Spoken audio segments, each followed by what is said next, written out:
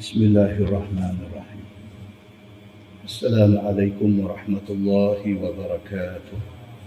الحمد لله وبه نستعين. أشهد أن لا إله إلا الله وحده لا شريك له، وأشهد أن محمدا عبده ورسوله، ونصلي ونسلم على هذا النبي الكريم سيد المرسلين وعلى آله وصحبه أجمعين. أما بعد، أيها المؤمنون اتقوا الله، أوصيكم وإياي بتقوى الله، فقد فاز المتقون. Muslimin dan muslimat, mudah-mudahan dirahmati Allah Subhanahu wa taala. Di dalam sebuah hadis, an Hanzalah al-Usayyidi radhiyallahu anhu, wa kana min kuttabi Rasulillah sallallahu alaihi wasallam, qala laqiyani Abu Bakr faqala kaifa anta ya Hanzalah, قال قلت نافق حنظلة. قال سبحان الله ما تقول؟ قال قلت نكون عند رسول الله صلى الله عليه وسلم يذكرنا بالنار والجنة حتى كأن رأي عين، فإذا خرجنا من عند رسول الله صلى الله عليه وسلم عافسنا الأزواج والأولاد والضيعات فنسينا كثيرا. قال أبو بكر فوالله إنا سنلقى مثل هذا. فانطلقت أنا وأبو بكر حتى دخلنا على رسول الله صلى الله عليه وسلم. قلت نافق حنظلة يا رسول الله. فقال رسول الله صلى الله عليه وسلم وما ذاك؟ قلت يا رسول الله نكون عندك تذكرنا بالنار والجنة حتى كأن رأي عين، فإذا خرجنا من عندك عافسنا الأزواج والأولاد والضيعات نسينا كثيرا. فقال رسول الله صلى الله عليه وسلم والذي نفسي بيده إن لو تدومون على ما تكونون عندي وفي الذكر لصافحتكم الملائكة على فرشكم وفي طرقكم، ولكن يا حنظلة ساعة وساعة ساعة وساعة ساعة وساعة ثلاث مرات أو كما قال. Hadis sahih riwayat Imam Muslim. Daripada Hanzalah al-Usayyidi radhiyallahu anhu. Entah, sahabat Nabi ni dia ada beberapa orang nama Hanzalah, bukan seorang. Salah satunya Hanzalah al-Usayyidi. Dia ni wafat di Kufah. Tapi ada lagi satu Hanzalah yang well known, yang popular, iaitu Hanzalah al-Ghasil. Dia bagi Hanzalah al-Ghasil, ataupun nama betul dia Hanzalah bin Abi Amir. Dia ni lagi terkenal. Hanzalah Al-Ghasil, panggilan dia, ataupun Hanzalah bin Abi Amir ni, dia ni lah yang cerita kata menikah malam ni, esok pagi terjun katil kerana nak menyambut panggilan perang Uhud. Itu Hanzalah Al-Ghasil. Al-Ghasil ni maksudnya yang dimandikan oleh malaikat. Hanzalah Al-Ghasil ataupun Hanzalah bin Abi Amir ini, bini saya kak. Bini dia nama Jamilah binti Abdillah binti Ubay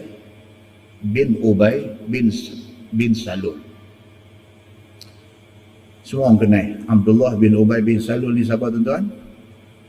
Bapa munafik besar zaman Nabi sallallahu alaihi wasallam. Anak dia menikah dengan Hanzalah Al-Ghasil, yang cerita kata menikah malam ni, esok orang panggil untuk ikut serta dalam perang Uhud. Dia lompat pi dalam keadaan dia tak mandi janabah, dia tak mandi wajib. Dia lompat pi nak turun pi perang. Dan dalam peperangan itu dia ditakdirkan berhadapan dengan Abu Sufyan, kepala kepada geng Quraisy. Dan dia dah boleh tetak dah kaki kuda Abu Sufyan, sehingga menyebabkan Abu Sufyan jatuh, dan dia dah lompat naik duduk di atas dada Abu Sufyan, yang sekira-kira dalam beberapa detik Abu Sufyan boleh mati di tangan dia. Tiba-tiba main satu orang tombak dia daripada belakang, tembus dada main ke depan, mati dia, dan dia syahid di dalam perang Uhud. Apabila selesai perang Uhud, Nabi SAW suruh dicari sahabat-sahabat yang terkorban, yang syahid dalam perang Uhud. Mayat Hanzalah bin Abi Amir ataupun dipanggil Hanzalah Al-Ghasil ini dijumpai dalam keadaan basah kuyup. Rambut dia masih duk menitik air lagi.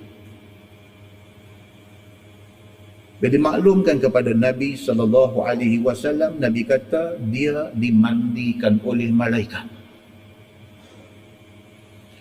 Sahabat-sahabat heran, pasal apa? Pasal orang mati syahid tidak dimandikan. Pasal apa Hanzalah Al-Ghasil ini, pasal apa dia mati syahid dalam perang Uhud, pasal apa malaikat turun memandikan mayat dia? Nabi tidak bagi penjelasan. Nabi cuma habaq kata dia ni dimandikan oleh malaikat. Sahabat-sahabat balik pergi tanya isteri dia, Jamilah, anak Abdullah bin Ubay bin Salul. Dia berkata, ada apa-apa ceritakah tentang suami kamu yang syahid di dalam perang Uhud dan Nabi kata malaikat mandikan mayat dia? Isteri dia kata, sebenarnya Hanzalah turun di dalam perang dalam keadaan dia tak dan nak mandi junub. Dan benda tu dimaklumkan kepada Nabi SAW. Nabi kata, itulah sebab aku kata malaikat mandikan mayat dia. Itu Hanzalah bin Abi Amir ataupun dipanggil dia Hanzalah Al-Ghasil. Hadis yang kita baca ni Hanzalah lain. Hanzalah Al-Usayyidi. Dia kata Hanzalah Al-Usayyidi ni wa kana min kuttabi Rasulullah sallallahu alaihi wasallam. Dia ni salah seorang daripada ramai-ramai sahabat yang dipilih untuk menjadi kutab, untuk menjadi penulis wahyu Nabi. Bila turun wahyu, Nabi baca, ada beberapa orang sahabat yang ditugaskan untuk tulis. Di antaranya ialah Hanzalah Al-Usayyidi ini. Satu hari dia kata, laqiyani Abu Bakar. Satu hari Sayyidina Abu Bakar As-Siddiq jalan, jumpa Hanzalah Al-Usayyidi ini, jumpa. Faqala Abu Bakar, Sayyidina Abu Bakar kata dekat dia, kaifa anta ya Hanzalah? Syekh Abu Bakar tanya dia, Hanzalah hang apa khabar hari ni? Qala, kata dia, nafaqa Hanzalah. Dia kata dekat Sayyidina Abu Bakar As-Siddiq, dia kata hari ni, dia kata Hanzalah sudah jadi munafik. Dia kata. Qala, Sayyidina Abu Bakar bila dengar respon macam tu, itu respon luar biasa. Selalu orang kalau tanya apa khabar, jawab dia Alhamdulillah khair. Alhamdulillah bagus. Alhamdulillah tayyib. Dia ni bila Sayyidina Abu Bakar tanya dia, hang apa khabar hari ni wahai Hanzalah? Dia jawab kata nafaqa Hanzalah. Dia kata hari ni Hanzalah sudah munafik. Sayyidina Abu Bakar kata subhanallah. Sayyidina Abu Bakar kata subhanallah, apa hal hang ni? Ma taqul? Abu Bakar kata hang kata apa ni? Qala, kata dia, nakunu inda Rasulillah sallallahu alaihi wasallam yudhakkiruna bin nari wal jannah hatta ka'anna ra'yu ain. Dia kata aku munafik pasal apa? Pasal apabila kita duduk dalam majlis Nabi sallallahu alaihi wasallam, Nabi sallallahu alaihi wasallam duk cerita kat kita pasal syurga, pasal neraka. Nabi sallallahu alaihi wasallam duk bagi tazkirah dekat kita. Pada masa itu kita rasa macam kita nampak syurga neraka. Hanzalah kata, hampa tak rasa lagu tu kah? Aku kalau duduk dalam kuliah, dalam kelas Nabi, bila Nabi SAW cerita pasal syurga, aku macam nampak syurga. Macam nampak syurga. Bila Nabi SAW cerita pasal neraka, aku macam nampak neraka. فإذا خرجنا من عند رسول الله صلى الله عليه وسلم عافسنا الأزواج والأولاد.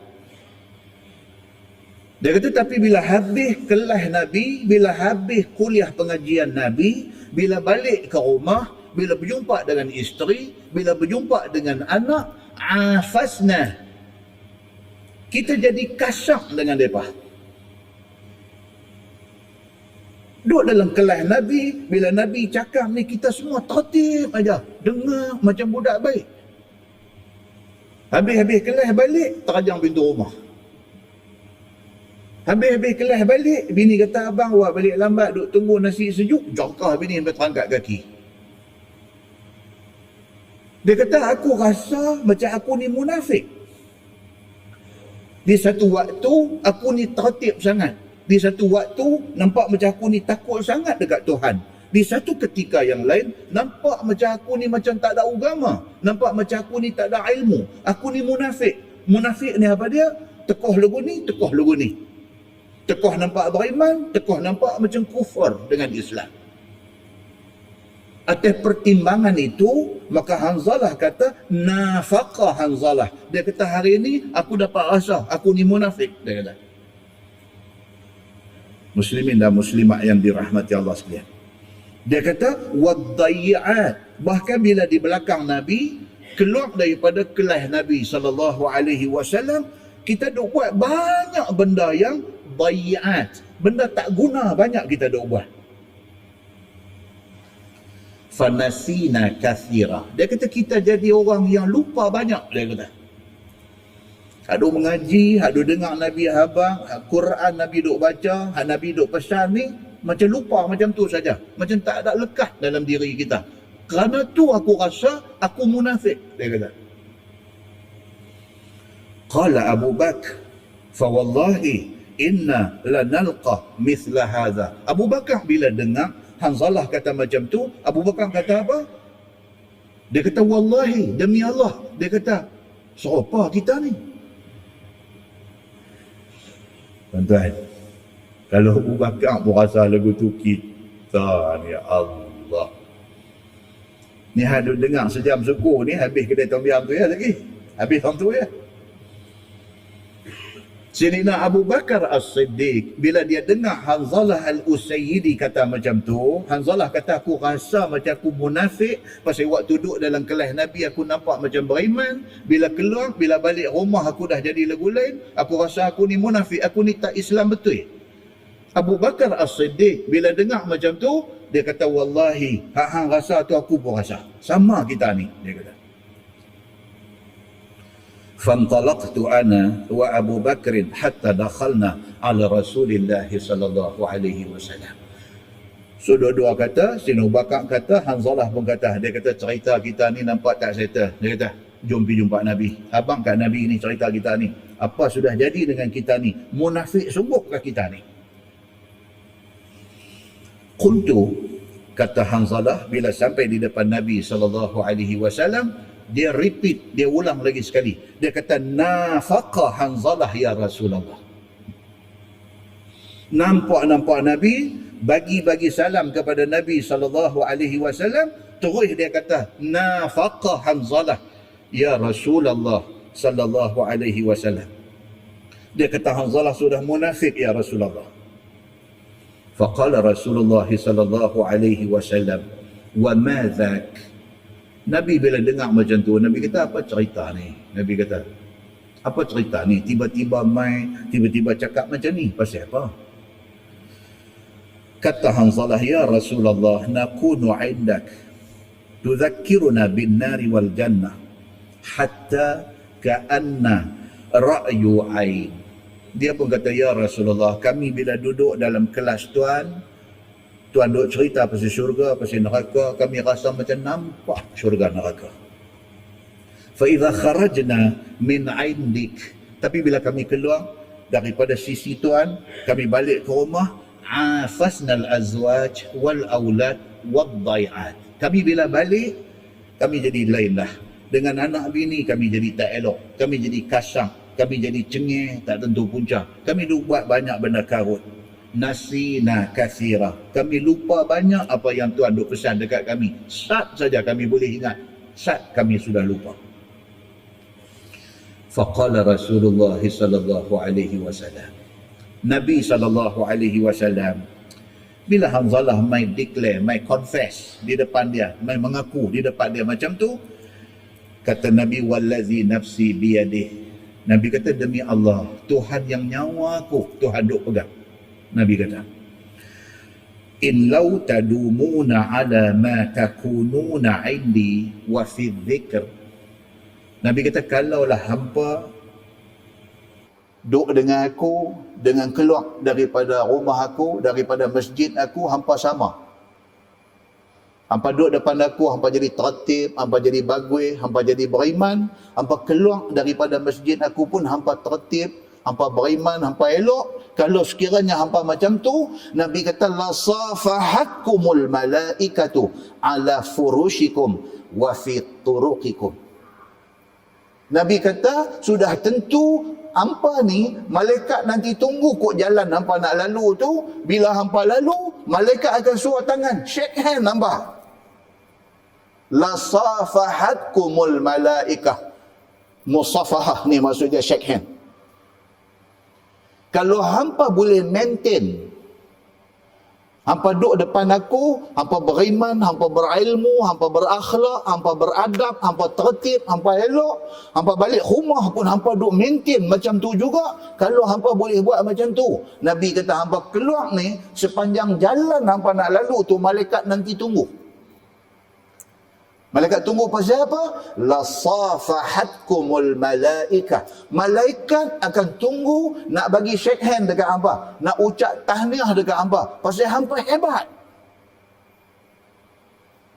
Walakin ya Hanzalah, Nabi kata akan tetapi wahai Hanzalah, sa'atan wa sa'ah, sa'atan wa sa'ah, sa'atan wa sa'ah. Nabi ulang 3 kali. Nabi kata akan tetapi wahai Hanzalah, pelan-pelan, sabar, tak boleh gopoh, tak boleh kalut. Satu hari insya-Allah kita dapat jiwa yang tenang itu. Tak boleh gopoh tuan-tuan. Kita muhasabah balik kita ni, betul-betul duk start, duk main masjid, duk mengaji ni berapa lama dah. Ada orang jawab, saya ustaz, saya duk ikut ustaz daripada ustaz Kurih Hampin tu ni. Hai, saya kata lah tak Hampin dah kan. Oi, seorang lagi pula kata, ustaz, saya duk ikut ustaz ni daripada zaman ustaz Adami, saya tak ada janggut. Hai. Sampai lah misal tak ada jenggot ya, ada sikit dia kata.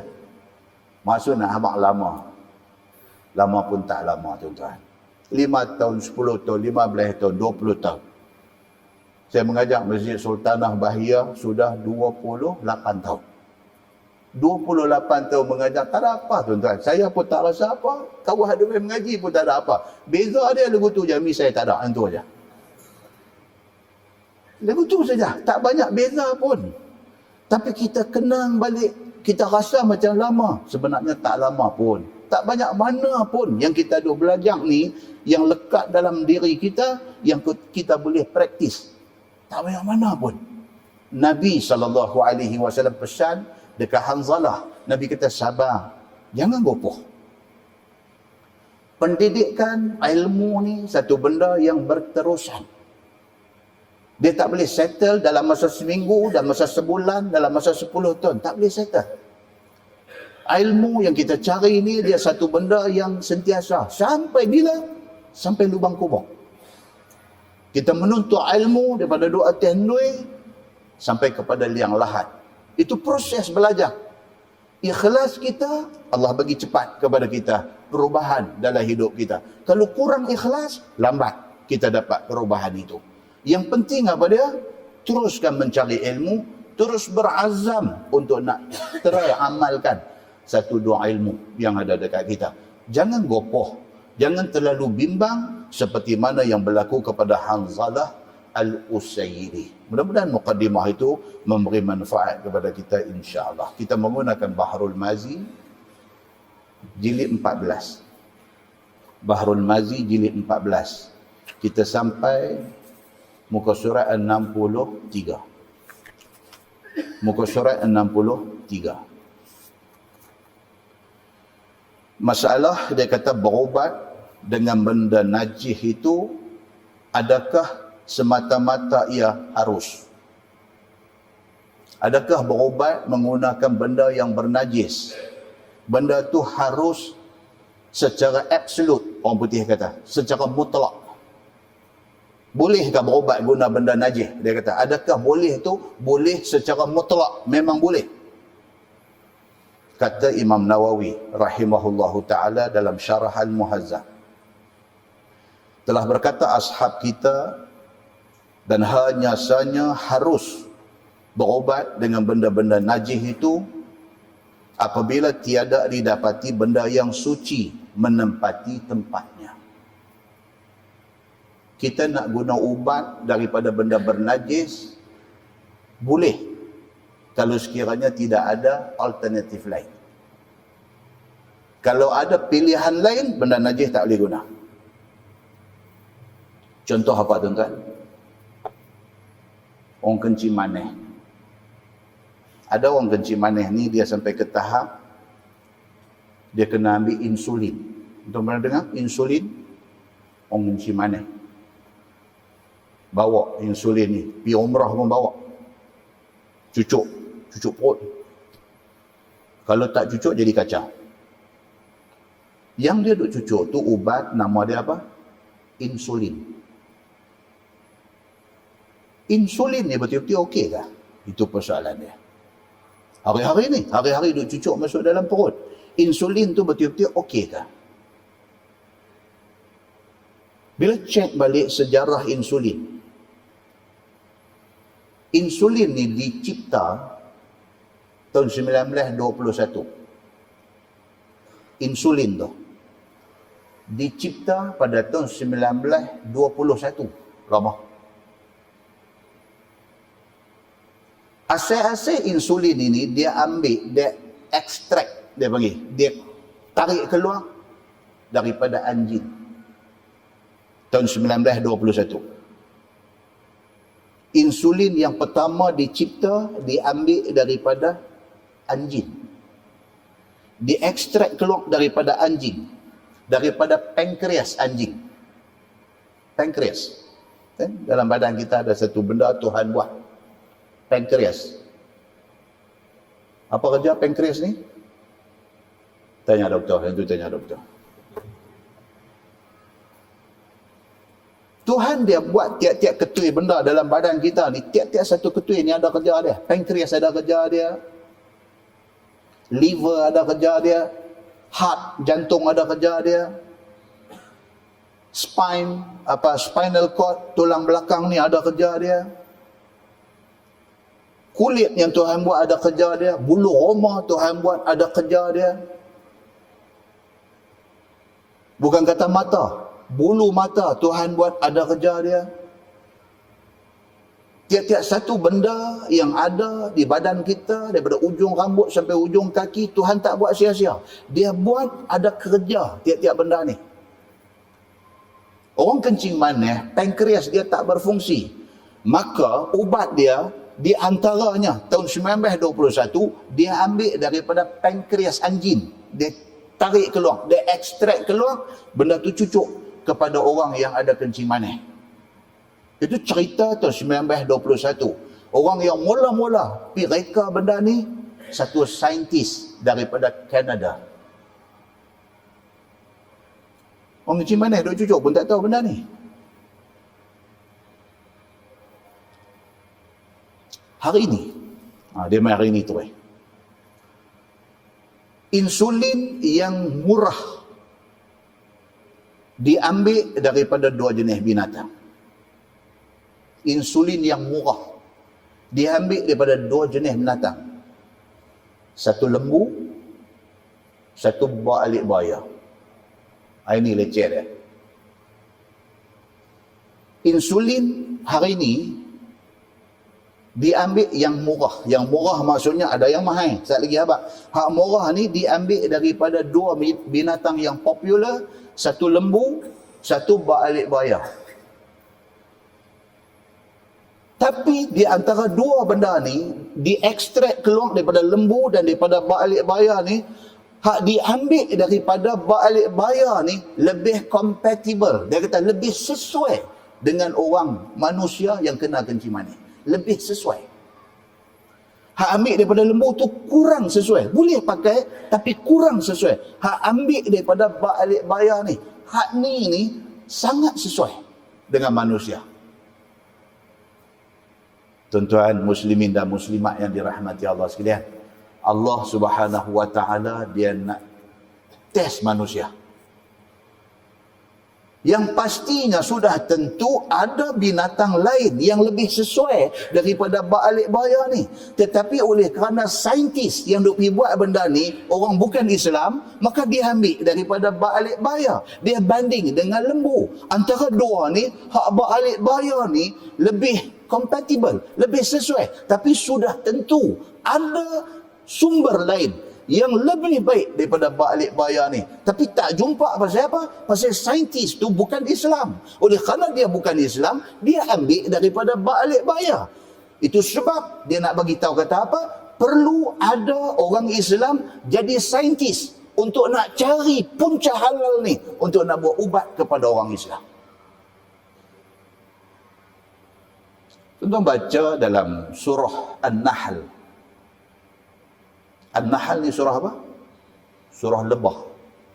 Suratul Nahli ayat 5. Di antaranya Tuhan kata apa? Wal an'am khalaqaha lakum fiha dif'un wa manafi' wa minha ta'kulun. Shadaqallahul azim. Dalam suratul Nahli ayat 5, Tuhan kata apa? Wal an'am, dan binatang ternakan. Yang kata an'am ni binatang apa tuan-tuan? Binatang yang halal kita makan kaki 4. Apa dia? Daripada unta, lembu, kebau, kambing, kibas, ni semua dia panggil an'am. Ada satu surah nama surah Al-An'am, cerita pasal binatang kaki 4 yang halal dimakan. Tuhan kata dalam ayat tu wal an'am, dan binatang-binatang ternakan kaki 4 yang kita duk makan ni, khalaqaha lakum, aku cipta binatang ini untuk hampa. Tuhan buat unta, Tuhan buat lembu, Tuhan buat kebau, Tuhan buat kambing, Tuhan buat kibas, Tuhan buat rusa, Tuhan buat pelanduk, Tuhan buat kijang, Tuhan buat benda ni semua, Tuhan buat untuk kita, Tuhan kata. Fiha dif'un, pada binatang-binatang ini, hampa boleh ambil sesuatu untuk buat bagi hilang panas. Maksud dia buat apa? Buat baju. Daripada kulit-kulit binatang ini, kulit binatang, tuan-tuan, kulit lembu, mereka boleh buat satu jaket, leather jacket, boleh jual harga 3,000, tuan-tuan. Ada duit lebih sikit, pergi umrah, singgah Istanbul. Singgah Istanbul, dia ada satu fashion show. Dia buat show leather ni, kulit, jaket kulit. Kita nak pergi umrah pun singgah, duduk, dia tunjuk ni baju macam-macam, boleh pakai dua belah, pakai kot ni kalih, kot ni boleh pakai, baju tu boleh pakai dua belah. Tahu pun tengok habis apa-apa semua, bawa naik pergi tingkat atas, pegang satu, tanya dia, how much this one? For your friend, dia panggil friend kat kita. For your friend. For other people, different price. For your friend, 3,000. Ha? Oh, friend, 3,000. Kalau tak friend, for you. This is for you only. 3,000. Dia kita, 3,000. Oh, kita kata, that expensive ah. This is for you only. Kita ada buat tak mau apa semua, nak turun, dia tarik balik, 2,500 lah. Turun 500 lah. Kita kata tak mau lah, apalah, too expensive lah apa. You know, I'm going to Hajj, I'm going to Umrah. Apa, kita turun tangga, sampai depan pintu, dia pergi cakap, 2,000 lah. Kita tanya dia tu, yang jual sampai 3,000 tu leather jacket ni, buat daripada apa? Buat daripada cow leather. Daripada kulit lembu, tuan-tuan. Tapi quality setelah diproses dan sebagainya, dia jadi fine quality. Quality yang cukup cantik dia. Dia boleh jual dengan harga 3,000. Mana dia tahu benda ni semua, tuan-tuan? Ni dia, ayat Quran Tuhan bagi tahu. Tuhan kata, wal an'am, dan menatang-menatang ternak kami, khalaqaha lakum. Tuhan kata, aku cipta menatang-menatang ni semua untuk hampa, fiha dif'un. Daripada menatang ni, apa boleh ambil manfaat buat baju, nak bagi hilang sejuk di musim sejuk, nak memanaskan badan. Wa manafi'. Itu syahid ayatnya. Itu fokus ayatnya. Wa manafi'. Maksudnya apa? Tuhan kata, dan daripada binatang ternakan ini, banyak manfaat dia. Dalam banyak-banyak tu, mesti ada benda yang boleh buat ubat. Tapi kita tak usah, saintis kita tidak gelut dalam nak mencari apa rahsia di sebalik kejadian makhluk yang Allah Subhanahu wa taala cipta, dan Allah kata, aku cipta benda ni manafi', menjadi manfaat kepada hampa semua.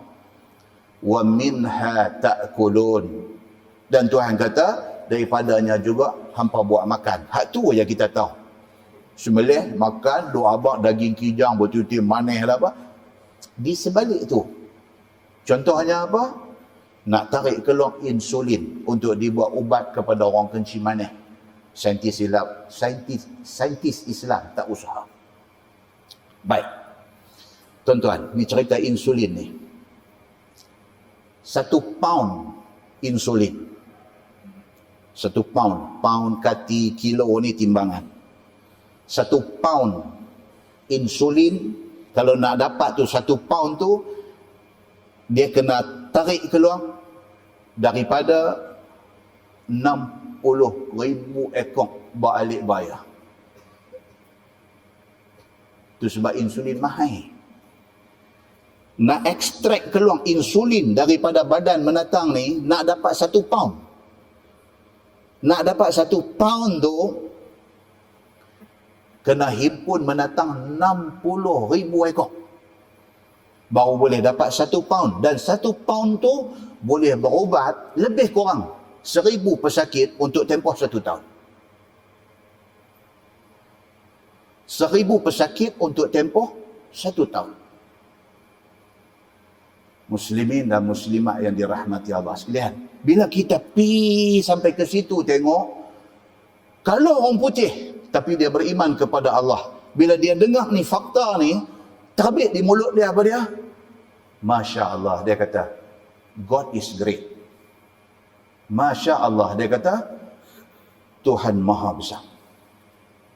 Muslimin dan muslimat yang dirahmati Allah sekalian. Maka insulin ada di celah-celah masyarakat kita hari ini. Nak kena tanya, insulin tu ambil daripada sumber apa? Kalau daripada sumber binatang, binatang apa? Untuk nak mengetahui status dia, sama ada status itu halal ataupun sebaliknya. Itu baru cerita pasal insulin. So dia mai di sini nak cerita kat kita, kalau sekiranya ubat tu najis, kalau sekiranya insulin ni diambil daripada sumber balik bayar, maksudnya najis. Boleh tak boleh kita nak guna dia, abang cucuk kita yang ada kencing manis ni? Boleh tak boleh? Boleh. Dia kata harus dengan syarat tidak ada ubat halal.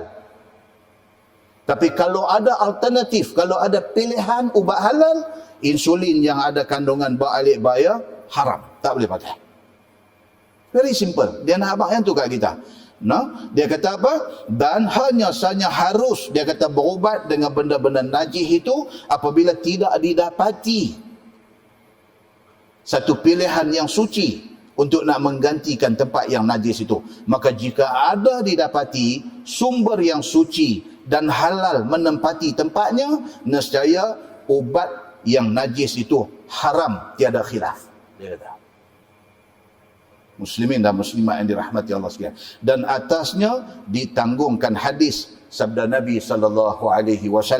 Nabi kata, innallaha lam yaj'al shifa'akum fi ma harrama alaikum. Jelas Nabi SAW kata bahawasanya Allah tidak menjadikan sembuh kamu dengan barang yang diharamkan ke atas kamu.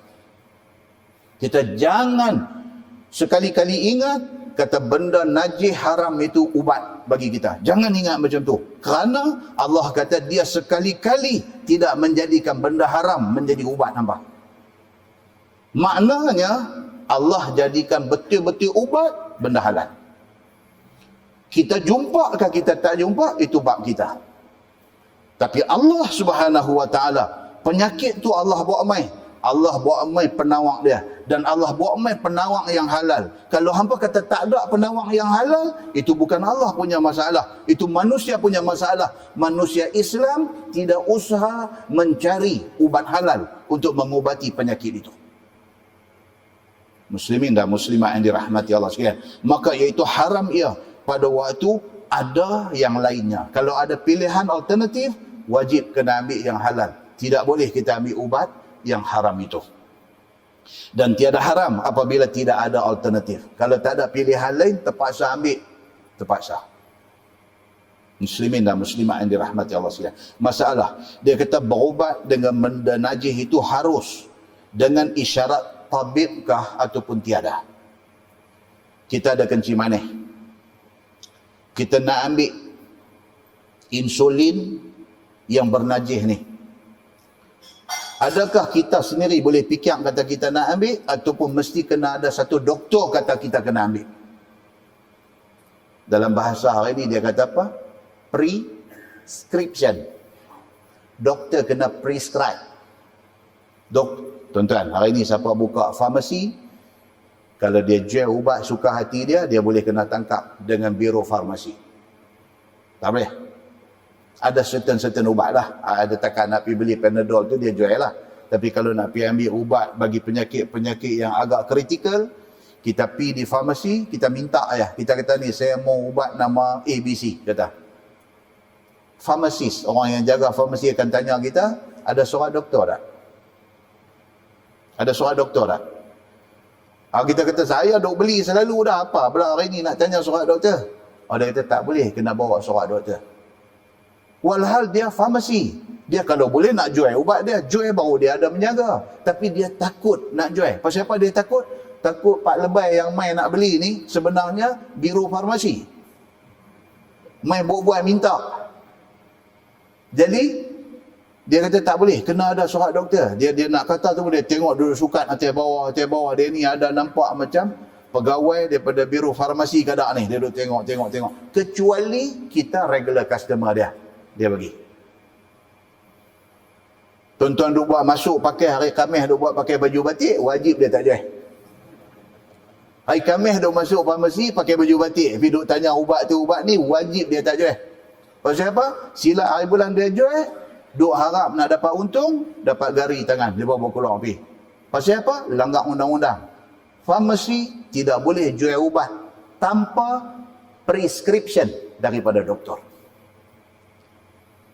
Rupa-rupanya dalam Bahrul Mazi pun ada tajuk prescription ubat ni. Ada juga. Makna kata kitab ni tak koman, tuan-tuan. Tak koman ni kitab ni. Dia beritahu apa? Dia kata berubat pakai benda najis itu harus, adakah harus itu dengan prescription daripada doktor ataupun kita sendiri boleh buat keputusan. Begitu. Kata Imam Nawawi, tuan-tuan, Imam Nawawi dah bercakap tentang soal doktor kena prescribe ubat ni. Imam Nawawi cakap. Kata Imam Nawawi rahimahullahu ta'ala di dalam Syarah Al-Muhazzab, telah berkata ashab kita, dan hanya sahaja harus berubat dengan benda najis itu apabila adalah orang yang berubat itu pandai ilmu tib. Dia kata. Maksud dia apa? Doktor punya prescription. Kalau dia nak pergi ambil ubat yang ada unsur najis, dia tak boleh sendiri buat keputusan. Kecuali dia tu doktor. Ataupun dia dah rujuk satu doktor. Doktor kata hang kena ambil ubat ni. Tapi, doktor tu kata, tapi saya abang betul-betul, ubat ni ada sikit masalah. Dia kata, masalah apa? Kalau nak kira dari segi halal memang ada problem. Dia kata, tapi buat masalah tak ada pilihan lain. Terpaksa kena ambil yang ni. So doktor kata untuk Pak Haji terpaksa ambil benda ni.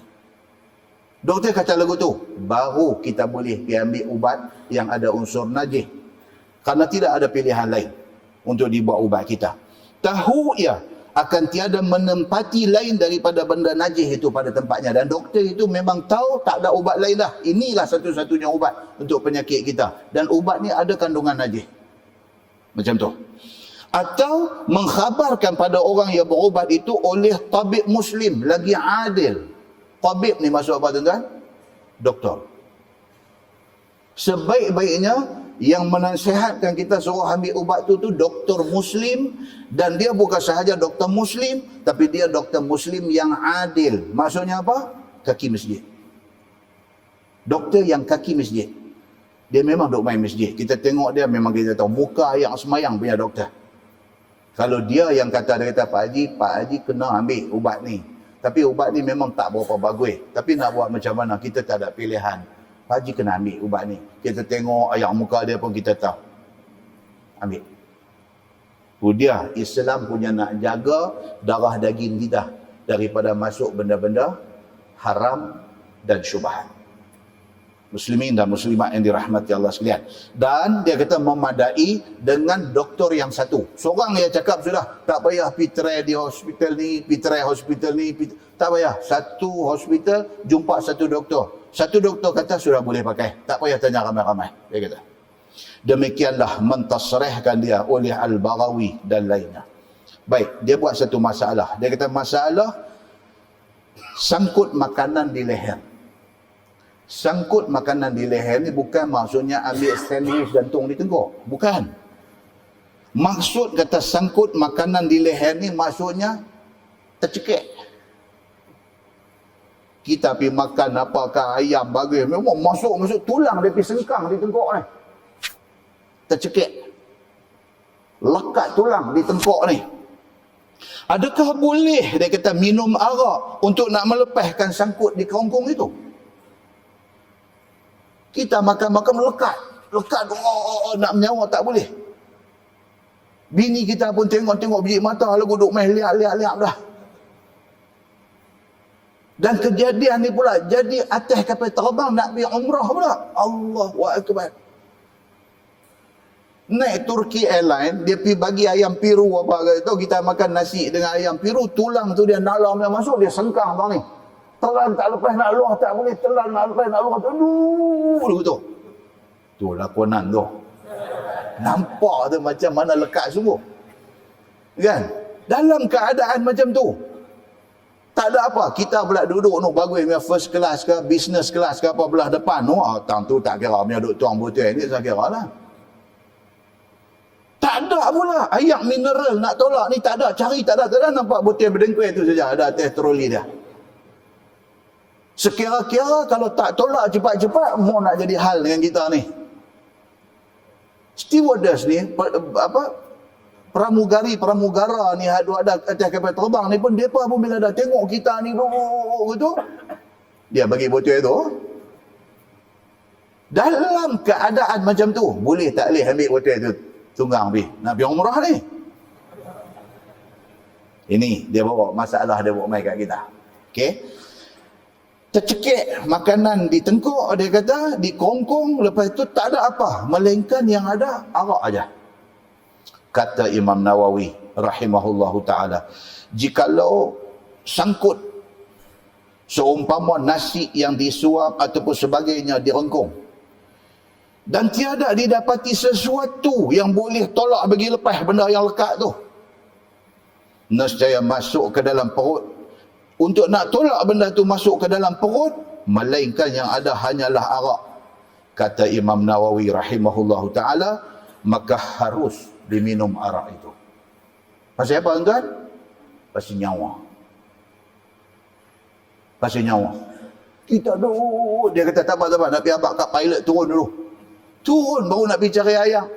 Pergi lah kita. Dia bagi botol itu. Tengok botol jalan dia. Itulah. Debuk dia masuk pergi. Boleh tak kata Alhamdulillah? Boleh. Alhamdulillah pasal benda tu lepas masuk. Bukan Alhamdulillah pasal botol itu. Kan? Dalam keadaan yang kritikal macam tu, Imam Nawawi kata, harus, bukan halal. Baik-baik. Dia ada beza. Diharuskan. Minum arak nak bagi lepas benda yang duk lekat di hongkong tu. Arak tetap haram. Arak tidak halal. Begitu. Tak boleh kena-kena, sedap pula. Minta sebotol lagi. Bu straw pula. Yang ni karut. Yang ni tu sapi umrah, suruh pusing turun pergi dekat New Delhi ke mana. Baik. Kerana nak bagi lepas benda-benda ni semua. Dia kata, dan ini tiada khilaf di kalangan ulama. Bukan Imam Nawawi saja. Semua ulama kata dalam keadaan yang macam tu, diharuskan. Begitu. Dan telah nas akan dia oleh Imam Asy-Syafi'i. Imam Syafi'i pun kata, dalam keadaan macam tu, diharuskan. Begitu. Baik. Dan telah muwafaqah atasnya oleh ashab dan lain daripada mereka itu. Bahkan berkata mereka itu, wajib minum arak itu. Tu dia. Sebahagian lagi ulama kata apa? Kalau jadi macam tu, tulang duk sengkang bang ni, sampai menyawa pun tak boleh. Yang ada botol arak saja. Bukan harus lagi lah. Sebagian ulama kata apa? Wajib kena minum supaya kita terlepas daripada masalah yang berat ni. Sebahagian ulama kata, wajib kena minum arak pada masa tu. Muslimin dan muslimat yang dirahmati Allah sekalian. Kerana apa? Kerana nak menyelamatkan diri daripada maut. Kalau sekiranya tidak minum arak itu tadi. Bersalahan berubat. Dia kata, lain kih dengan berubat. Dan minum kerana nak menghilangkan dahaga. Itu lain kih. Itu kita dah baca bulan lepas. Sudah kita baca bulan lepas. Kalau kerana nak hilangkan dahaga, tetap tak boleh. Kalau kerana nak buat ubat, arak tetap tak boleh. Tapi dalam kih macam ni tadi ni, tercekik benda ni, ketika itu diharuskan. Baik.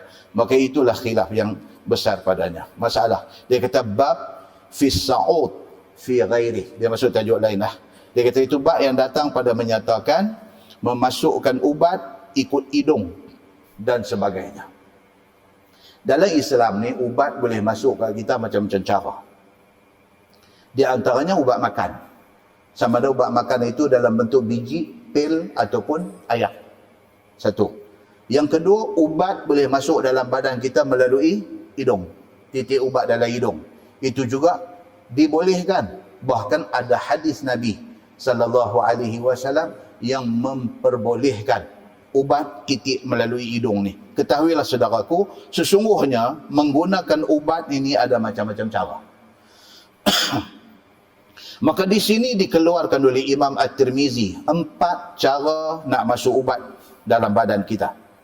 Kata hadis dia, Ani bin Abbasin radhiyallahu anhu qala Qala Rasulullah sallallahu alaihi wasallam, inna khaira ma tadawaitum bih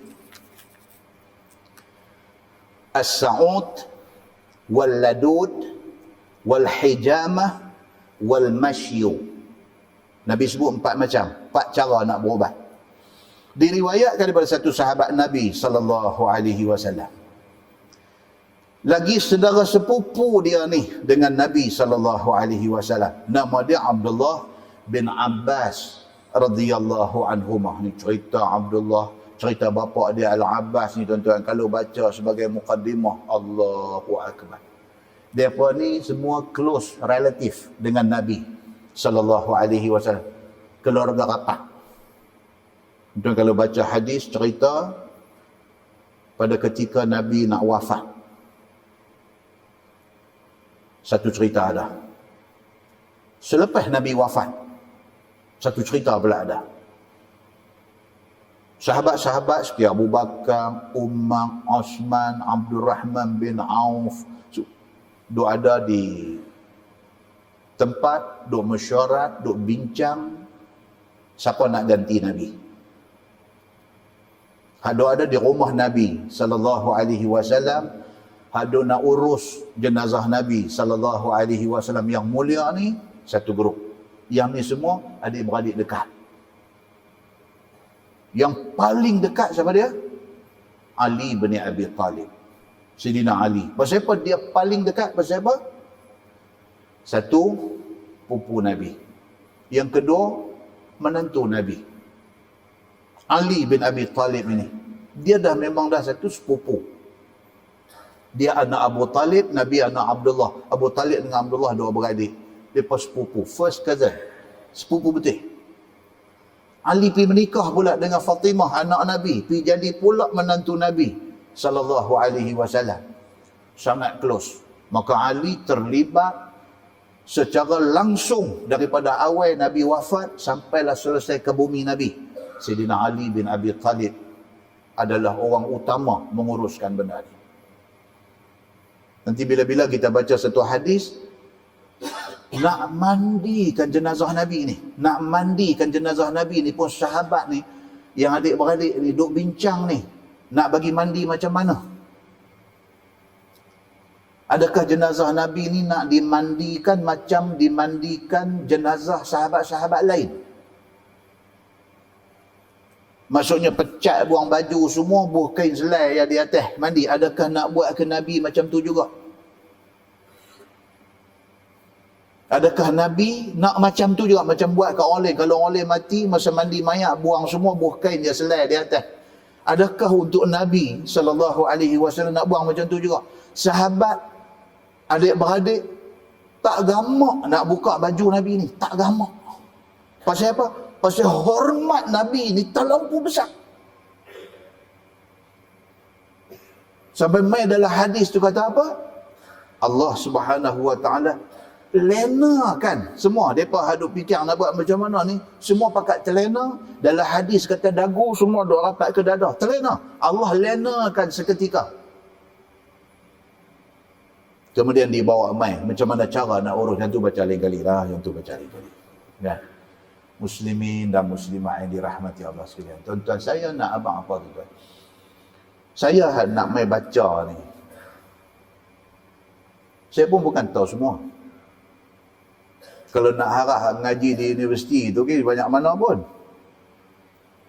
Pasal apa kata tak banyak mana? Pasal masa limited, masa terhad. Jadi dengan masa yang terhad kita mengaji di universiti ni, nak dan mengaji banyak mana? Sedangkan ilmu agama yang ada ni, Allahu Akbar. Kalau luah lautan, luah lagi ilmu. Jadi bila kita dah habis mengaji, kita dah keluar duduk dalam masyarakat, kita duduk. Saya bukan mengajar tuan-tuan. Saya share dengan tuan-tuan. Saya pun kena baca dulu. Lepas itu saya share dengan tuan-tuan. Saya tidak lebih pandai daripada tuan-tuan. Tak pandai pun. Saya pun kena baca dulu. Bila duk baca ni tuan-tuan, Allahu Akbar. Benda hak kita tak pernah jumpa ni, kita jumpa. Tambah zaman hari ni pula tuan-tuan, kalau jumpa satu hadis tak boleh terus-terus mai baca dekat tuan-tuan, tak boleh. Hari ni, zaman teliti. Siapa pun kalau nak jadi ustaz, kena teliti. Satu hadis dia nak mai baca di depan khalayak, dia kena cek dulu, dia kena pastikan dulu kesahihan hadis itu. 10 tahun dulu, 15 tahun dulu, 20 tahun dulu, kita tidak ada kemudahan untuk nak cek status hadis. Tapi hari ini sudah banyak kemudahan yang ada untuk kita nak cek status hadis. Kalau saya jumpa satu hadis, saya rasa teruja dengan hadis tu. Saya rasa betul-betul impress dengan hadis tu. Oh, saya kata hadis ni kena baca di Masjid Muttaqin malam ni. Sabar Zat, saya kena cek dulu status hadis tu apa. Bila cek, oh maudhu', itu palsu, saya kena KIB. Saya berdosa kalau saya buat mai satu maudhu', satu benda yang palsu, mai baca dekat tuan-tuan dengar teruja, rupa-rupanya benda tu palsu. Saya berdosa dan saya answerable di depan Allah di hari akhirat esok. Sebab tuan-tuan, bila dengar satu benda daripada mulut satu ustaz, tuan-tuan percaya. Walaupun benda tu palsu, tuan-tuan percaya. Pasal apa? Pasal yang cakap tu ustaz. Pula lagi, ustaz yang besar dalam hati tuan-tuan. Ustaz yang tuan-tuan respect dia habis. Apabila dia baca, walaupun benda tu palsu, walaupun benda tu tak betul, tuan-tuan akan pegang kata betul. Tuan-tuan sanggup bergaduh dengan orang lain, mempertahankan kepalsuan yang dia bawa. Bahayanya apabila jadi ustaz, tak teliti. Saya dah lalu dah zaman dulu, 15 tahun dulu, 20 tahun dulu, saya ada baca hadis-hadis yang hari ni, bila saya cek balik, rupanya maudhu'. Tapi nak buat macam mana? Zaman tu, 15 tahun dulu, 20 tahun dulu, tidak ada kemudahan untuk nak cek status hadis. Setelah ada kemudahan, jangan kita ulangi kesilapan itu. Muslimin dan muslimat yang dirahmati Allah sekalian. Bila kita baca satu hadis, kadang-kadang kita rasa, hadis ni karan betul. Cek dulu. Cek tengok, maudhu' rupa-rupanya palsu. Tinggal. KIB. Kalau daif, tak apa. Boleh main habang, boleh baca dan bagi tahu kata hadis ini daif. Tetapi dia adalah hadis. Muslimin dan muslimat yang dirahmati Allah sekalian. Sambung yang tadi ini, Nabi SAW bagi tahu, dia kata apa? Katanya, bersabda Nabi SAW, bahwasanya sebaik-baik barang kamu sekalian berubat dengan dia, yang pertama ialah sa'ud. Nabi kata banyak-banyak macam cara berubat ni, salah satu daripada caranya dipanggil sa'ud. Bukan Saud pemerintah Saudi, Al-Malik Saud pun lain Saud juga itu pun. Yang ni sin, ain, waw, ta. Saud, dia kata. Yang ni memasukkan ubat ikut hidung. Macam orang kena apa? Resdung. Kan? Dia kena resdung. Dia bagi ubat kira terus hidung. Ada ubat jenis apa ke, macam-macam lah ni. Pidut, sedut. Masuk. Bagi masuk rasa macam dia masuk sampai dalam kepala ni. Dia kata. Itu pengubatan yang disebut oleh Nabi SAW. Adapun dia bagi kita tidur, mendongak, dia bubuh bantai golek dekat tengkuk ni, bagi kita dongak elok, dia titik masuk dalam hidung. Itu disebut oleh Nabi SAW, iaitu titik ubat ikut hidung. Satu. Iaitu ditidurkan dengan telentang akan orang yang nak berubat itu dan diletakkan satu galang di belakang tengkuk, di belakang bau dia. Nak bagi dongak tu, nak bagi ayak titik masuk elok-elok tu. Dia kata iaitu diletakkan satu benda di batang tengkuk dia ni dan jadilah dia mendongak dengan muncung hidung dia ke atas. Kemudian dititik masuk ubat itu ikut hidungnya itu. Dan itulah cara mudah nak titik ubat dalam hidung. Dia kata. Itu sa'ud dalam bahasa Arabnya. Yang kedua, dan al-ladud. Yang ni masukkan ubat ikut mulut. Yang ni kita ada ubat selalu lah. Pening kepala sikit, ambil belup bola mulut, minum air. Bahasa lagu nak demam sikit, ambil belup bola mulut, masuk. Itu dia panggil ladud. Dan yang ketiga, dia kata dengan cara berbekam. Bekam. Ba-kat-mim. Berbekam. Yang ni bercanduk. Ada juga orang panggil bekam ni bercanduk. Yang ni buang darah kotor dalam badan. Tuhan buat orang perempuan, mereka ada proses biologi mereka. Sebulan sekali, mereka discharge minyak hitam mereka. Kereta-kereta ni semua kan, dia berapa ribu kilometer, 5,000, 10,000 kilometer, discharge minyak hitam, buah minyak hitam baru. Orang perempuan, dia ada sistem dia. Laki-laki tak ada. Maka sebagai pilihan dia apa dia? Bekam. Nak tarik keluar segala darah kotor daripada badan orang laki-laki ni, bekam, dia kata. Dan yang keempatnya ialah makan julak. Makan julak, tahu julak? Kena berebut pintu jamban. Kan? Oh, dia buat kugiran dalam perut. Pergi makan pula sama sehari. Kita pun makan, bini pun makan. Rumah pula pancung ada satu aja. Jenuh merekau tahun tu. Pergi duk hampuk pintu, sulahlah aku pula. Ni syat lagi kubuh tang ni. Pergi duk ugut lagu tu, karut lah. Julap ni rupanya salah satu cara yang disebut oleh Nabi sallallahu alaihi wasallam. Maka 4 macam itu sebagai ubat pada tempatnya. Julap ni bagus untuk apa tuan-tuan? Lama-lama sekali. Bagus untuk apa? Untuk nak clear usus. Tuan-tuan, hari ni tuan-tuan, orang kena kanser usus ni cukup ramai. Kanser usus. Usus perut ni, dia dalam ni, dia melengkak-lengkak. Kadang-kadang kita punya makanan hari ni, Allahu Akbar. Makanan tu tak salah, hak salah kita. Pasal kita tak boleh tengok makanan. Kan? Ada jenis makanan ni, dia masuk-masuk pi, dia melekat macam mana ke dalam usus ni, dia macam lagu tak mau keluar. Kita duk pi buang hari-hari pun dia macam mana tak mau keluar. Bila dia terlampau lama duk melekat, tersimpan dalam usus ni, dia nak kena jangkitan bakteria. Hari ni orang ni, especially orang kaya-kaya, mereka ni takut mati. Doktor kata setahun sekali buat thorough check up untuk nak tahu kita punya tahap kesihatan. Mereka tuan-tuan bukan 6 bulan sekali, 4 bulan sekali mereka pergi check. Kita kata bukan bau pi ke bau ni? Oh, dia telah ni jangan, bahaya dah ni. Dia bahaya tu pasal dia takut duit tu tinggal orang habis. Dia nak asal lama lagi duit tu. 4 bulan sekali pergi check, 4 bulan sekali pergi check. Ada satu kawan pergi check, nampak ada 3 tumpukan hitam pada usus dia. 3 spot hitam pada usus dia. Bila keluar laporan MRI, doktor habaq kat dia. Dia kata pasal dia duduk sakit perut. Doktor tengok ni, doktor kata saya tak tahu apa because benda tak clear. Dia kata, tapi dia kata ada something strange. Doktor dia kata cakap orang putih je.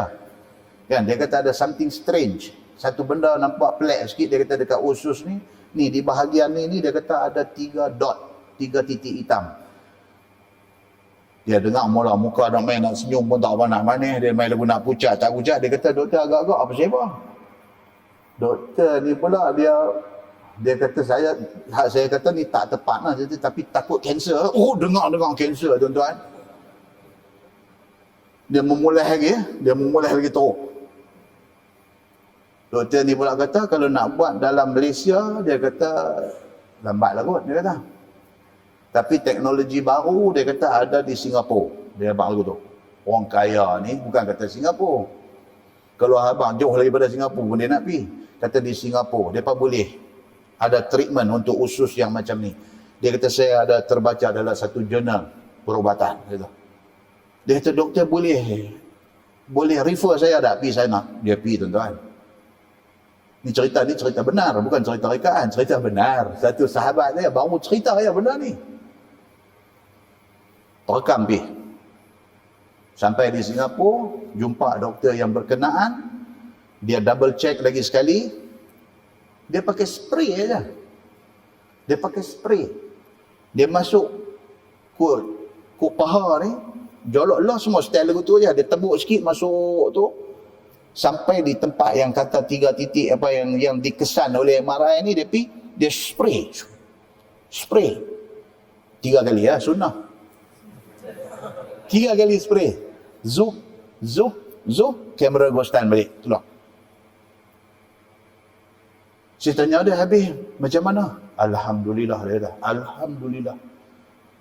Hilang Ustaz, dia kata.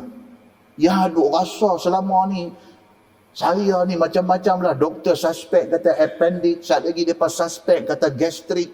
Cerita lamput lah. Duk teka yang ni, ubat ni makan. Dia kata, Ustaz bukan cekak Ustaz, bergantang lah makan ubat. Dia kata.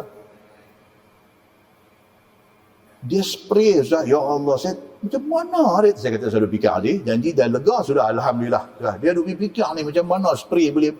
Alhamdulillah, syukur pada Allah. Allah saja nak bagi Haji jumpa dengan penawar dia. Alhamdulillah, saya betul-betul rasa healthy. Dia kata, rasa sehat lah ni. Tuan-tuan, macam ni punya penyakit duk main. Rupa-rupanya langkah prevention, orang Arab kata al-wiqayah khairun minal ilaj. Kita prevent, kita cegah benda tu daripada jadi, lebih baik kita biar daripada jadi pergi duk berubat. Awal-awal Nabi abang apa? Ini langkah prevention, langkah pencegahan. Lama-lama sekali julak masuk dalam perut, panggil dia flush, keluar benda-benda yang toksin dan sebagainya daripada dalam ni, flush keluar, bagi kosong. Isi lain lah lepas tu. Nah, tapi benda ni lama-lama sekali mutolak keluar. Rupanya benda ni Nabi SAW dah habaq dalam hadis dia. Tu dia tuan-tuan yang kata Islam ni. Tuan-tuan rasa koman lagi kah dengan Islam ni? Tu nak tanya tu. Tuan-tuan rasa Islam ni koman lagi kah? Sampai macam ni punya hadis kita jumpa. Ini hadis perubatan. Sampai macam ni punya hadis kita jumpa. Nabi habang 1400 tahun dulu. Nabi habang benda ni. Tuan-tuan rasa Islam ni koman kah? Tuan-tuan rasa macam Islam ni tak boleh kah kita nak ambil dia, nak pakai dalam sebuah negara? Itu kan tajuk politik. Muslimin dan muslimat yang dirahmati Allah sekalian, tak boleh. Kita tak boleh rasa koman dengan Islam yang Allah bagi dekat kita ni. Okey, masalah. Dia kata Nabi SAW diubat orang akan sakit. Ni dia nak mai pula cerita ni, cerita menjelang kewafatan Nabi SAW. Macam kita juga, kita kadang-kadang orang sakit nampak macam okey. Kan? Kita pun kata okey dah, alhamdulillah. Contohlah ibu bapa sakit. Adik-beradik ada dekat dengan rumah mak pak ni, bila tengok nampak mak ni nampak macam nazak ni, telefon lah WhatsApp group, masuk dalam grup keluarga. Adik ni kata nampak mak ni pelik, nampak mak ni lain macam. Adik ingat kalau hampa nak balik pun bagus. Abang ada Kuala Lumpur, kakak ada duduk di Johor, macam-macam. Balik lah, balik. Biar balik. Balik main tengok orang tua ni apa nganduk drip ayam lah apa-apa. Okey, bangkit duduk sembang balik. Ada sebahagian daripada hak balik daripada jauh ni, pitala adik ni. Aku cuti tak banyak mana, dah tinggal yang lah. Kalau sikit-sikit janganlah duk abang suruh balik. Ni aku ambil cuti atau cuti tahunan, aku tinggal 2 hari lagi. Duduk pergi marah adik ni. Adik ni pun rasa guilty, rasa bersalah lah dia pun. Sengap lah nak kata apa. Dia naik kereta balik, selang sehari dia buat pula. Adik ni pun malas lah nak abang, lagi abang balik main mak kuat balik pula, aku kena maki buta je pula biar pergi. Habis umur tuan. Habis umur dia kena maki lah. Itulah nasib bila duduk dekat dengan mak bak, itulah nasib dia. Hak duduk jauh ni selalu cakap pandai. Balik mai cakap pandai lah. Mati abang kata ni innalillahi wa mak kita tak ada dah. Lompat. Awak hantar abang kat kami? Awak dah mati baru abang nak buat apa? Awak hang ingat mak hang seorang. Ai. Yang hamba Allah ni duk jaga. Ini yang kata kehidupan. Tuan-tuan, lumrah dalam kehidupan macam ni lah. Kau ni tak kena, kau ni tak kena. Buat lagu mana pun tak kena.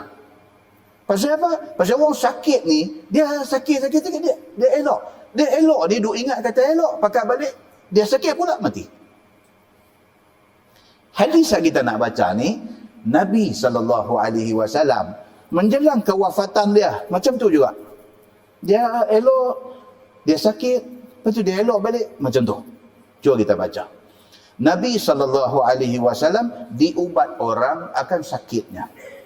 Kata Ibnu Abbas radhiyallahu anhu, "Falamma ishtaka Rasulullah sallallahu alaihi wasallam laddahu ashabuh." Tengok.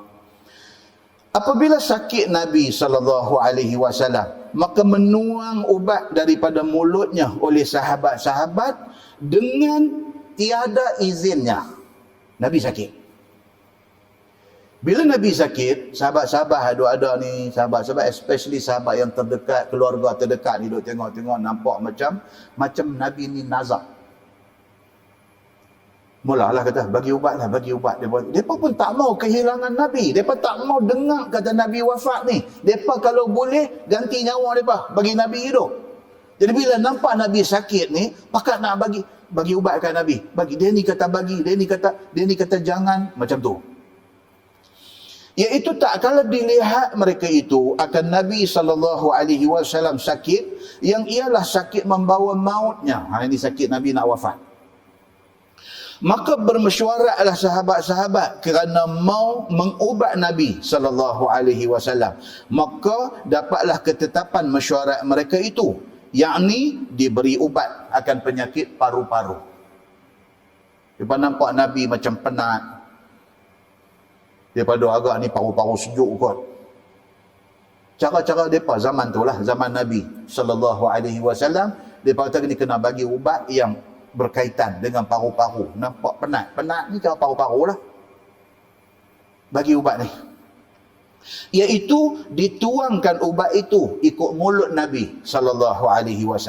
Dalam mesyuarat itu, ada bapa saudara Nabi, iaitu Al-Abbas. Al-Abbas pun ada dalam kumpulan sahabat-sahabat ni. Maka Al-Abbas seorang enggan dan melawan. Sahabat lain kata bagi ubat dekat Nabi ni, nampak penat ni, paru-paru dia tak elok kot. Bagi ubat ni. Al-Abbas tak setuju. Dan tak mau nak memberi ubat kepadanya kerana kata Al-Abbas, bukan Nabi SAW itu sakit paru-paru. Al-Abbas kata, dak ni bukan sakit paru-paru ni. Jangan. Dia kata, tak kena ni ubat ni. Dia bertengkar. Macam kita lah ni, tuan-tuan. Mak umur 85. Umur 90. Adat umur 85, 90 ni tak kuat lah tuan-tuan. Tak larat. Demam sikit pun boleh jadi teruk. Pasal badan dah tak kuat. Dia main satu time, dia jadi tak ada selera makan pula. Tak makan dah 2 hari dah. Kita dah baca dah tajuk itu kan. Orang sakit tak makan, Allah bagi rezeki kat dia semua. 2 hari dah tak makan. Bila 2 hari tak masuk makanan dan yang paling penting tak masuk air, tak larat. Ni cerita orang tua-tua. Dia memang umur 80 lebih, 85, 90 ni. Kalau dia putus selera, pasang. Ni nak main penyakit. Dia putus selera, air tak masuk dalam badan, dia nanti jadi lemah, tangan duk terkulai tepi katil. Lepas tu dia, bila badan dehydrate, badan kering ni, tak ada air ni, dia meracau. Dia bukan nyanyuk, tapi sebab badan tak ada air, dia meracau. Di antara meracau dia ni apa dia tuan-tuan? Dia nampak lelaki dia mati 10 tahun dulu. Dia nampak. Dia dah tak larat. Sebab tak makan, tak minum. Duduk, hoi, tangan dia tu. Anak ni mai tanya mak, awak mak pasal apa? Dia kata, awak duk biar ayah hang duk berdiri. Ayah mati 10 tahun dah. Dia tahu awak duk biar ayah hang berdiri. Hei, mak, dia tahu awak duk cakap merapu lagu tu. Mana ayah dah tak ada lama dah. Tu, duk berdiri kat pintu siapa? Dia kata. Dia jadi macam tu tuan-tuan. Pasal apa? Pasal badan dia tak ada ayang. Bila badan dia tak ada ayang, dia kacau otak dia. Dia nampak macam-macam. Kita pergi cari tok bomoh pula dah. Main duduk serumbuih, duduk katuk tapak kaki. Kawan dah sakit, pergi duduk bedai tapak kaki dia pula. Ya Allah. Dalam keadaan macam tu, kalau kita jiran dia, dan mereka habang kat kita suruh pergi, kita pergi tengok tu, kita tak nampak macam dia nak akhir hayat lagi. Kita habang satu je kat anak-anak ada 4-5 orang ni. Hak Kuala Lumpur, hak Johor Bahru, hak daripada Kuantan, hak daripada Kelantan tu ada ni. Kita habang kat mereka satu je. Lah ni macam ni. Mak hampa kena masuk ayam dalam badan. Yang tu ya dulu. Hampa lah ni hak tu kena setuju. Cerita dia lah ni kena masuk ayam dalam badan mak. Hampa lah bincang keputusan nak hantar pergi hospital kerajaan kan nak hantar hospital swasta. Yang tu ya bincang. Jangan duk bincang nak pergi panggil Tok Imam buat ayam Yasin apa tak mau dah. Ini cerita dia bawa pergi bagi masuk ayam. Nak buat bagi masuk ayam tu macam mana? Ada doktor boleh main rumah drip ayam ke? Ataupun nak pergi hospital kerajaan ke? Ataupun nak pergi hospital private? Kalau nak cepat dan layanan special, pergi private. Bayar duit sikit, dia layan macam Tuan Puteri. Tak ada nak marah kat siapa. Kita sampai dia sambut, cuma dia tak ada hampak kapek merah je. Nak merah tak merah, masa nak balik tadi. Masa tu baru dia naik merah di badan. Yang tu je kita kata. Bila pi, doktor pun bawa masuk kecemasan, dia drip ayam. 2 botol ayam masuk, ayam garam dengan ayam gelugus masuk, 2 botol. Elok. Dia panggil, anak-anak dia seorang-seorang dia kenal balik, panggil dia kata aku tak mau duduk sini nak balik. Cakap elok, balik. Hak pak main tepi pintu pun tak nampak dah. Nampak? Siapa pun kalau Allah nak bagi habuan, nak bagi rezeki, ada mak pak umur lanjut, jumpa benda-benda macam ni, nanti jumpa. Pasal apa tuan-tuan? Itulah yang akan dilalui. Nabi SAW pun lalu benda ni. Bila Nabi duk buat tak larat ni, sahabat duk kata ni paru-paru ni nampak Nabi penat, bagi ubat ni. Al-Abbas, pak benakan Nabi, dia tak setuju. Maka orang-orang pun siapkan ubatnya. Kemudian datang mereka itu, tuang ke mulut Nabi SAW. Mereka mai, mereka nak bagi kepada Nabi SAW ubat tu. Tapi dia kata memberi isyarat oleh Nabi kepada mereka itu, jangan tuang akan dia ubat itu. Masa mereka nak mai buh ubat dalam mulut Nabi ni, Nabi duk buat isyarat, tak mau. Nabi tak mau. Begitu. Rupanya orang-orang itu tidak pedulikan isyarat Nabi itu. Mereka nak cekah mulut Nabi, nak bagi Nabi makan ubat yang kata ubat paru-paru tadi. Nabi dia ubat tak mau lagu tu, tapi Nabi tak larat. Nabi sakit kuat. Duk tunjuk kata tak mau, dia tak peduli, dia pabuh juga ubat dalam mulut Nabi. Bahkan terperasan kepada mereka itu enggan Nabi SAW daripada minum ubat itu. Dan mereka nampak Nabi tak mau tu, mereka nampak. Sebagaimana adat orang-orang enggan minum ubat. Mereka duk anggap kata apa? Memanglah orang sakit tak mau ubat. Mereka duk ingat Nabi ni macam orang sakit lain lah. Nak bagi ubat tak mau. So, mereka kata jangan duk layan. Kita bagi juga. Macam tu punya ingat Sulaiman. Dengan kerana itu, dituang juga oleh mereka itu akan ubat itu ke dalam mulut Nabi SAW. Mereka cekah mulut, mereka bubuh juga ubat tu kepada Nabi SAW. Masalah, Nabi membalas kebantahan orang yang menuang ubat ke mulutnya itu. Kata Ibnu Abbas. Ni, sambung hadis tu. Dia kata, falamma faraghu qala ludduhum. Qala faluddu kulluhum ghairal Abbas. Itu dia. Tengok apa jadi tuan-tuan. Maka tak kala selesai mereka tuang ubat ke dalam mulut Nabi SAW, tak lama lepas tu Nabi sedar elok balik. Nabi okey balik, dia recover. Nampak dia segar balik. Yang ni Nabi boleh bercakap balik dan boleh memberi perintah balik. Dia main power, dia main balik. Gitu. Lalu kata Nabi SAW, hendaklah sekalian kamu tuang ubat ke dalam mulut orang-orang yang tuang ubat kat aku tadi. Tu dia marah dah. Dia marah dah. Yang kata, jadi kalau hari ini kita ada mak pak hak jenis ni, dia duk faham. Nabi dulu pun pernah macam tu. Jangan piduk lawan dia, jangan piduk kata dia, mak kalau kami tak bagi ubat itu mak jalan bila. Jangan tuan-tuan. Agak-agak macam ada lah anak-anak cakap begitu. Ada. Dia rasa mak dia, ayah dia sakit ni menyusahkan dia. Dia rasa begitu. Dia duk kira nak pergi cepat. Kalau nak sihat pun sihat cepat, tak ada pun jalan pergi terus. Ada tak ada anak-anak macam ni? Ada tuan-tuan. Ada. Dia dah mai satu tahap ni, dia rasa macam orang tua ni leceh, menyusahkan dia. Saya lepas sembahyang jemaat baru ni, tak apa cerita sikit. Lepas sembahyang jemaat baru ni, turun masjid, jumpa satu cikgu pencen lah. Kawan-kawan dulu. Sembang saat, sambil pakai kasut tu, duduk saat sembang. Dia kata, Ustaz, orang tua-tua ni, dia dah tua adalah anak-anak pun semua dah kerja mata. Dia kata orang tua-tua ni Ustaz, dia kata kalau nak buat contoh lah, dia kata. Satu time kita ni jadi basketball, dia kata.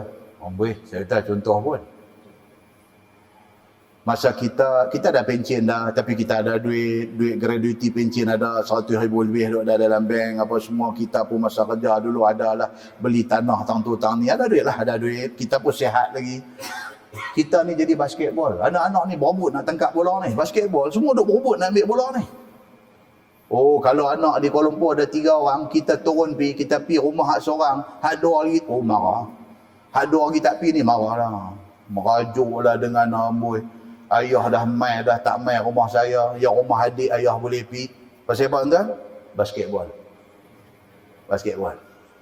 Saya pun duk dengar, ni aku tak pernah dengar lagi ni macam ni macam contoh. Kan?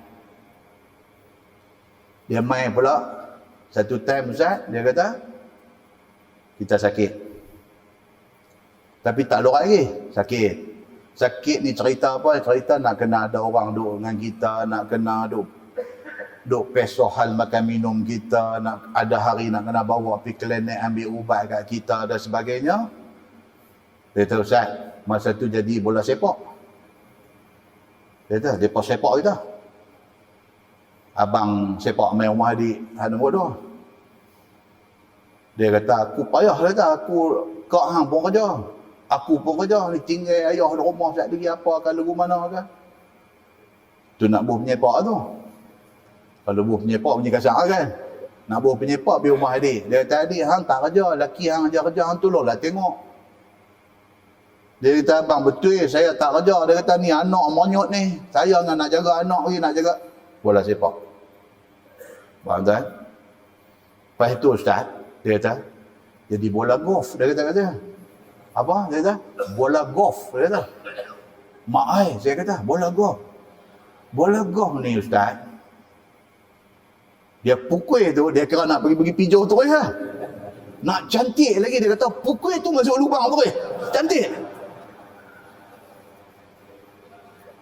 Saya kata kasar cikgu ni. Yang ni kasar ni. Kasar Ustaz, dia kata. Dah rembas tu, dia kira habis hati punya rembas tu. Piu tu, kalau boleh biar sampai danuk tu. Kita tak mau tengok dah orang tu ni. Cantik dia Pak Abang. Hole in one. Terus masuk lubang, pelepuk kata habis. Selesai, tutup cerita ni. Ustaz, dia kata. Itulah dia kata kehidupan kita. Dia kata panjang umur, dia kata nasib tak baik kalau jumpa kita ni kalau boleh Ustaz, dia kata, ni kata orang lama punya contoh ni kan. Kita ni kalau boleh Ustaz, jadi bola rugby, dia kata. Apa? Bola rugby, dia kata. Ustaz tengok orang main rugby macam mana bola. Jatuh dalam selut ni, musim hujan ni, duk main rugby, jatuh dalam selut, berlumuk selut di bola tu, terekam bukan tekan ambil, peluk. Peluk ni, bola rugby ni. Dia kata, kalaulah kita boleh jadi bola rugby sampai hari mati, alhamdulillah. Dia kata. Cikgu, saya kata, kalau saya terlupa, saya telefon cikgu boleh? Dia kata, ni pasal nak pergi abang ni masjid ni. Dia kata. kan? Ya Allah, tuan-tuan kan. Walaupun dia abang tu nampak macam tu, tapi saya balik fikir balik, ya Allah. Dalam kehidupan sebenar, ada tuan-tuan. Macam ni punya cerita ada. Yang itulah yang kadang-kadang Tuhan ni, dia jadikan satu-satu benda apa, dia kata fa'tabiru ya ulil absar, ambillah i'tibar wahai orang-orang yang diberikan mata, untuk melihat. Kita tengok permainan-permainan ni, kita relate balik. Oh, Masya Allah. Muslimin dan muslimat yang dirahmati Allah sekalian. Okey. Macam ni bila pun tak boleh habis kitab kita. So, dia kata apa? Nabi bila sedang balik, dia terus kata, dia kata, pergi cari balik orang yang paksa aku makan ubat tadi ni, tuang ubat tu masuk dalam mulut mereka. Nabi kata, mengapa bantah mereka ini daripada suruh aku? Telah aku isyaratkan, jangan tuang ubat ni ke mulut aku. Nabi kata, aku dah kata dah tadi, aku tak mau. Aku buat tangan tak mau. Mai duk cekah mulut aku, bagi aku makan juga pasal apa? Nabi kata. Nabi marah. Maka dia kata diperbuat juga oleh mereka itu, suap juga ubat ke mulut aku. Maka jawab orang-orang, yakni sahabat-sahabat Nabi yang sepakat memberi ubat itu, dia kata, ya Rasulullah, sebab pun kami bagi kepada tuan ubat tadi juga kerana pada ingatan dan pada sangka kami, isyarat yang tuan buat kata tak mau tadi itu semata-mata culah daripada makan ubat. Seperti mana adat orang-orang yang culah. Culah ni maksud apa tuan? Saja tak maulah culah. Kan? Kami bukan, tak ada niat, tak ada ingat pun kata nak bantah. Nabi kata tak mau nak bantah, nak bagi, tak ada ingat. Dia kata, cuma kami duk ingat, biasalah orang sakit, kalau nak bagi ubat tak mau. Kami duk ingat benda ni biasalah orang sakit tak mau makan ubat. Sedangkan orang sakit kena makan ubat. Bukan kami ada ingat saja nak pergi buat dekat tuan. Duk terang dekat Nabi sallallahu alaihi wasallam. Maka tidak juga Nabi ambil dengar kata mereka itu. Bahkan Nabi tetap suruh tuang ubat ke dalam mulut siapa yang sepakat suruh dia makan ubat tadi itu je. Nabi kata, tara, aku tak mau dengar ni semua. Cekah mulut makan ubat yang bagi kat aku tadi. Ya, kan? Hadis ni berkata macam tu. Kata Ibnu Abbas, maka dituang ubat ke mulut semua orang yang ada di rumah Nabi sallallahu alaihi wasallam itu, sebagaimana ubat yang dituang ke mulut Nabi sallallahu alaihi wasallam itu, melainkan Al-Abbas seorang selamat. Halis semua kena cekak mulut, bos orang mulut ubat. Al-Abbas kata mujung, aku tak apalah. Maka Al-Abbas itu tidak kena tuang ubat itu kerana melarang jangan beri Nabi makan ubat itu tadi. Karena tadi dia kata jangan, dia selamat. Al-Abbas dia sudah selamat. Dia kata melainkan Al-Abbas selamat. Tapi semua orang yang lain tidak mau dengar larangan Al-Abbas itu. Maka lepaslah Al-Abbas daripada kena tuang ubat ke dalam mulut dia itu. Oh, tu hadis dia mai dekat kita macam tu. Tapi hadis ini kalau menurut Al-Albani, dia kata dhaif. Dia kata hadis ini dhaif. Albani kata tak mungkin sahabat pergi buat macam tu, dan tak mungkin Nabi akan balas balik dekat sahabat macam tu. So Albani berpendapat hadis ini dhaif. Wallahu a'lam. Okey, baik. So dia kata ubat yang sebaik-baik ubat itu ada dikhabarkan oleh syarak kita. Seperti tersebut adalah hadis yang dikeluarkan oleh Imam At-Tirmizi. Kata dia, An Ibn Abbas radhiyallahu anhuma qala Rasulullah sallallahu alaihi wasallam, inna khaira ma tadawaitum bihi al-ladud was-sa'ud wal-hijamah wal-mashyu. Lebih kurang tadi juga diriwayatkan daripada satu sahabat Nabi sallallahu alaihi wasallam, nama dia Abdullah bin Abbas radhiyallahu anhuma. Kata dia, sabda Nabi sallallahu alaihi wasallam, sebaik-baik orang, sebaik-baik barang yang berubat sekalian kamu dengan dia ialah al-ladud, yakni ubat yang dituang ikut mulut, dan as-sa'ud, yakni ubat yang dituang ikut hidung, dan al-hijamah, yakni buang darah kotor daripada badan dengan cara bekam dan sebagainya, dan juga julab, iaitu ubat yang memberi perut kita menjalankan kotor-kotornya, maksudnya nak flush keluar segala kotor yang ada dalam usus perut dengan berak cirit dan sebagainya. Wallahu a'lam. Kita berhenti tentu. Lepas ni dia akan main satu tajuk kat kita, celak mata ni. Tajuk yang akan datang ni, dia akan main cerita tentang celak. Dia kata yang sebaik-baiknya itu telah diberitahu oleh Nabi sallallahu alaihi wasallam kepada kita. Celak ni rupanya dia bukan setakat sunnah pakai aja. Dia ada manfaat di sebalik pemakaian celak itu. Okey. Akan datang insya-Allah kita akan tengok celak ni, yang kata celak ni apa bahan dia. Satu. Kalau dalam hadis Nabi sallallahu alaihi wasallam dia sebut uthmut. Uthmut, alif tha mim dal.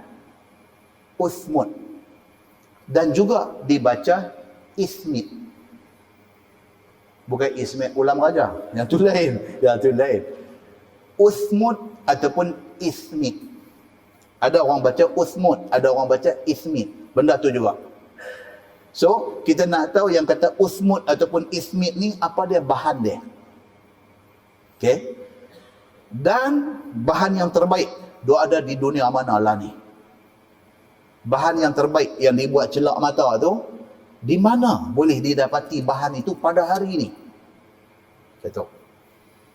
Kemudian dia nak mai cerita faedah pakai celak mata ni. Faedah pakai celak mata ni selain daripada sunnah Nabi sallallahu alaihi wasallam, apa lagi? Tuan-tuan dia dengar nama-nama penyakit yang saya pun kena praktis dulu baru boleh mai cakap. Ni nama-nama penyakit yang berkaitan dengan mata yang pihak saintis pergi buat kajian ni, dan finding ataupun dapatan yang mereka dapat daripada kajian mereka ni, celak mata boleh mengubati penyakit-penyakit ini. Di antaranya apa? Katarak. Katarak. Dan banyak orang ini kan pergi buat operation buang katarak, selaput mata, yang menyebabkan nampak blur, nampak. Pergi hospital, pakar mata, operate sebelah-sebelah, buat bilik kanan dulu, dia buang katarak tu. Balik-balik satu macam yang duk tengok orang. Haji awak nampak tu? Terang dia tu. Apa pasal? Pasal umur 65 pergi buat, spotlight terang duduk. Itu takut. Kan? Katarak. Dan ada beberapa banyak lagi trikoma. Contoh pernah dengar penyakit trikoma yang kena biji mata ni, yang berpunca daripada jangkitan bakteria. Trikoma. Dan macam-macam lagi.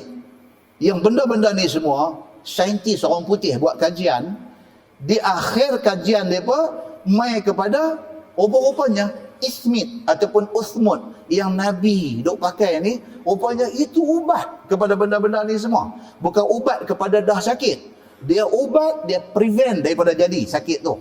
Yang tu yang kalau panjang umur tu kita akan baca benda-benda ni semua. Muslimin dan muslimat yang dirahmati Allah sekalian, kita baca Quran, kita baca tafsir, kita baca hadis, kita baca syarah dia, tidak akan membawa makna kalau sekiranya kita tidak kaitkan dengan kajian yang diperolehi oleh orang-orang hari ini, bijak pandai yang dah buat kajian ni. Yang kajian ni dibuat oleh orang bukan Islam, tapi akhirnya penemuan itu hak Nabi habaq dah. Yang tu yang kita, bila kita Masya Allah kata, aku jadi orang Islam ni memang tak silap dah. Dan silap kita di mana? Apabila kita pergi duduk stand lawan dengan Islam. Di situ silap.